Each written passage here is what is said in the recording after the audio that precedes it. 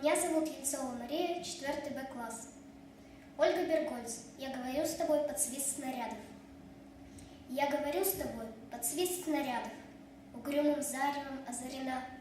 Я говорю с тобой из Ленинграда, страна моя, печальная страна.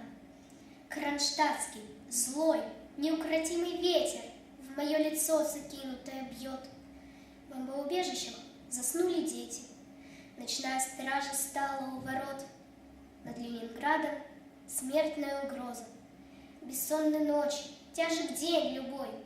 Но мы забыли, что такое слезы, что называлось страхом и мольбой. Я говорю, нас, граждан Ленинграда, не поколеблет грохот канонад. И если завтра будут баррикады, мы не покинем наших баррикад.